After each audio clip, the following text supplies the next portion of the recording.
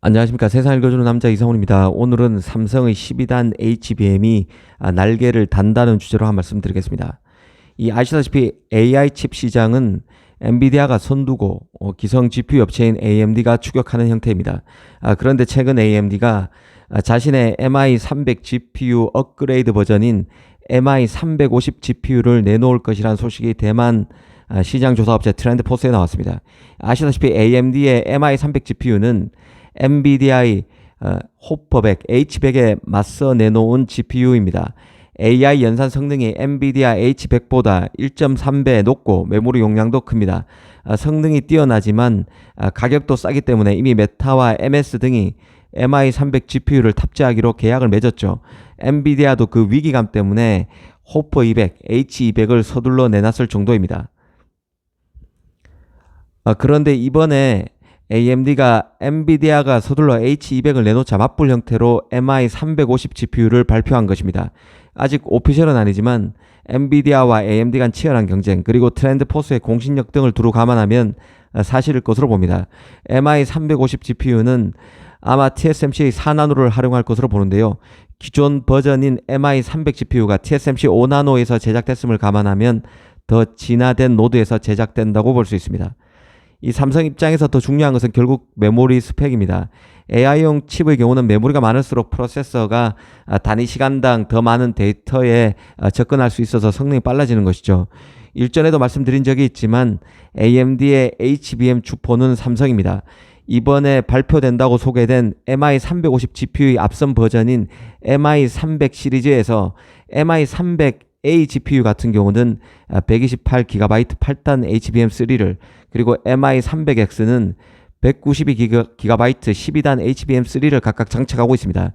여기에 삼성 제품이 다 들어가는 것이죠. AI 시장 초반에 이 하이닉스가 엔비디아 GPU에 HBM을 납품하는 데 치중하면서 결과론적으로 삼성과 AMD 간의 파트너십이 강화됐음에 주목해야 합니다. 현재 AMD에는 그 삼성과 하이닉스의 HBM이 다 들어가고 있는데요. 삼성 비중이 더 크다는 뜻입니다.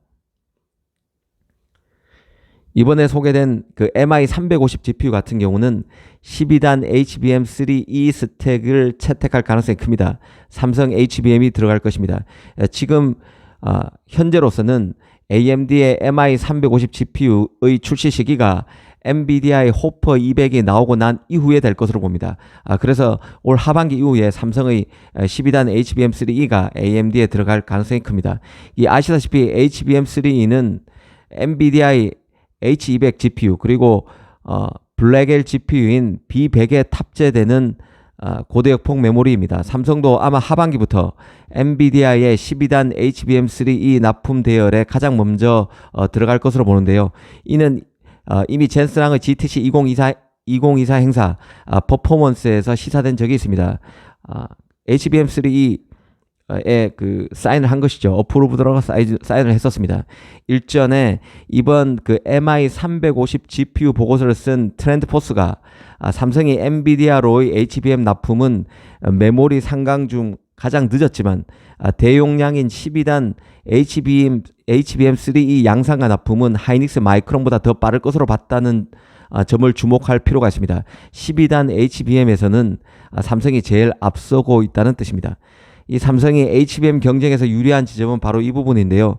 이 4세대 HBM이라고 불리는 HBM3까지 8단 제품만 사용하는 엔비디아와 달리 AMD는 12단 제품을 이미 메인으로 사용하고 있습니다. 앞서 말씀드린 대로 MI300 시리즈 중에서도 MI300X GPU 같은 경우는 192GB 12단 HBM3를 장착하고 있습니다. 8단이 아닌 것이죠. 12단 HBM3입니다. 이 때문에 삼성의 HBM이 비트 단위로 환산한 생산량 증가율인 비트 그로스 측면에서 유리하게 작용할 수밖에 없는 것이죠. 특히 앞으로 AI 서버뿐만 아니라 AI 서비스를 소비자에게 배포하기 위한 일반 서버 수요도 함께 증가하게 됩니다. 이 경우 그 메모리 업체들은 HBM용 그 웨이퍼 할당을 크게 늘리게 되는데요. 이렇게 되면 기존 D램 가격은 올라갈 가능성이 큽니다. 일전에 말씀드린 대로 HBM 생산과 D램 생산 공정은 다릅니다.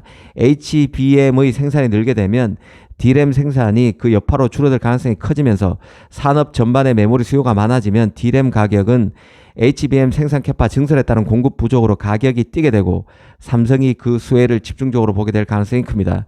그래서 HBM과 D램 사이 균형점이 중요하다고 말하는 것이죠. 다시 AI 칩으로 돌아와 보겠습니다. 그간 리사수 AMD CEO는 MI300 GPU가 AI 추론 시장에서 엔비디아 GPU보다 뛰어나다는 점을 강조해 왔습니다. AI 훈련에는 H100의 성능이 탁월해도 추론이라는 영역에서는 MI300이 더 낫다는 것이죠. AI 시장이 커지게 되면 요구되는 AI 스펙도 다원화되고 엔비디아 GPU의 경우는 너무 비싼 가격이 발목을 잡을 수 있다는 평가가 많습니다. 이 때문인지 엔비디아의 차세대 GPU 블랙엘은 칩당 가격이 당초 예상했던 5만 달러가 아니라 호퍼와 같은 수준인 3만에서 4만 달러가 예상되고 있습니다. 그런 관점에서 보면 AMD의 MI350 GPU는 가능성이 있는 칩이고 여기에 12단 HBM3E를 납품할 삼성도 기대된다고 볼 수 있습니다. 물론 삼성은 MI350 GPU에 앞서 나오는 엔비디아의 H200에도 12단 HBM3E를 납품할 것입니다. 앞으로 삼성은 12단 HBM을 주목해야 한다는 생각입니다. 감사합니다.